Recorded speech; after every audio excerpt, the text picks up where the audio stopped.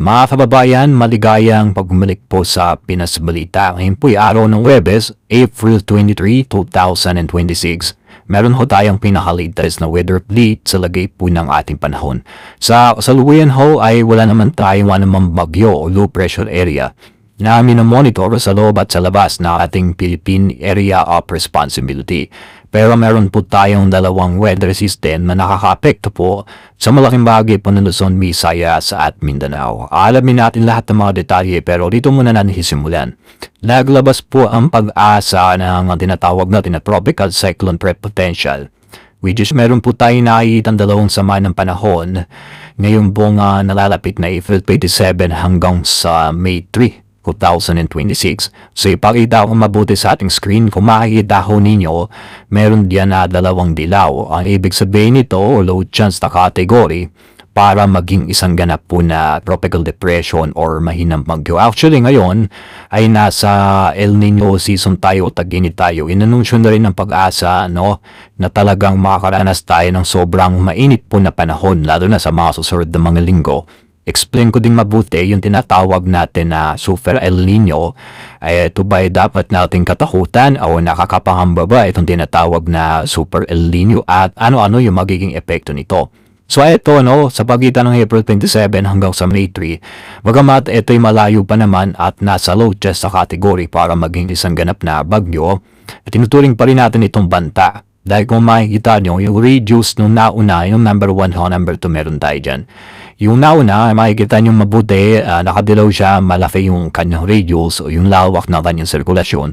Bagamat sa ating advanced weather system, ito ay nakikitang papasok sa loob ng ating para sa April 27 hanggang sa May 3. Medyo matagal pa, may mga chances pa na magbago ang direksyon at pagkilos nito. Pwede rin itong malusaw dahil nga po sa sobrang alinsangan or sobrang init ng panahon ngayong araw po na ito. At eto po, dahil wala tayong habagat at wala tayong matinding weather system na nakaka-apekto para matrigger o lumakas ito, so hindi pa rin natin yan itinuturing na banta. Dito muna tayo sa ating forecast weather conditions. So eto po, yung sinasabi ko na dalawang weather system na patuloy po nakaka-apekto sa malaking bahagi ho ng ating bansa. Sa parte pa rin po ng Metro Manila, then po sa Calabarzon, sa Mimaropa, Bicol Region, Visayas at Mindanao, asahan pa rin natin lalo na badang hapon ang maulap na kalangitan na pwedeng magkaroon ng mga isolated rain showers or thunderstorms dahil po sa easterlies. Bagamat ang easterlies ay yung mainit o maninsang hangin na nanggagaling sa may karatatang Pasipiko, hindi pa rin natin ito pwedeng baliwalain. Dahil ang easterlies ay nagdudulot din ng mga local thunderstorms and usually, wadang hapon po hanggang sa gabi, yung nagiging epekto niyan. Ang nalalabing bahagi naman po ng Luzon, Visayas at Mindanao, yung mga lugar na hindi ko nabanggit yan, ay patuloy ding mag-ingat sa banta ng maulap na kalangitan, lalo na po sa bandang hapon at sa gabi, dahil po sa mga local thunderstorms or localized thunderstorms. Usually, meron tayong dalawang uri ng local thunderstorms, merong normal and severe. Yung normal thunderstorms ay tumatagal lamang ng 30 minutes pataas, 30 minutes hanggang 1 hour.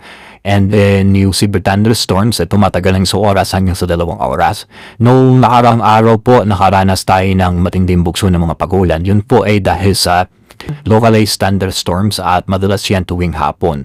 Napapansin nyo kahit sobrang mainit po sa hapon at sa tanghali, ay badang gabi, minsan nakakaranas tayo ng mga pag-uulan. So, hindi pa rin tayo ligtas sa banta ng mga pag-uulan kahit po nasa tag-init season tayo. Yung iba ang mga kababayan natin na hindi po nakakaranas ng mga pag-uulan, enjoy na muna natin yung summer season nito, yung tag-init. At eto ano nga ba yung nagiging epekto na tinatawag natin na Super El Nino? Nakakatakot may ito mga kababayan.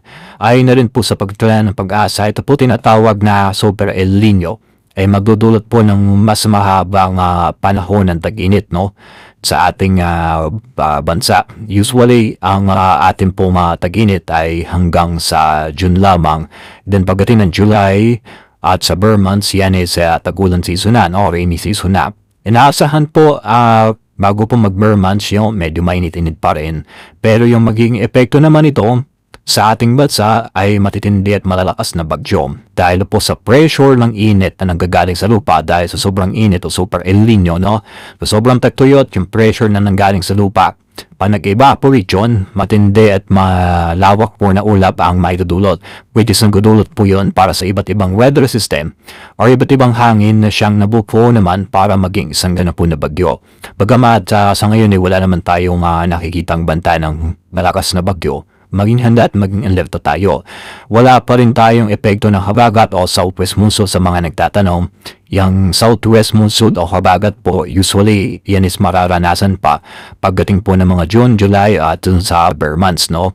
At sinasabi ko sa inyo, kahit mas mararanas tayo ng mahabang taginit, may mga pag-uulan pa rin mararanasan. Kaya naman, mas maganda lagi kayo magantabay sa ating update at ito muna. Yan muna ang update natin sa lagay ng ating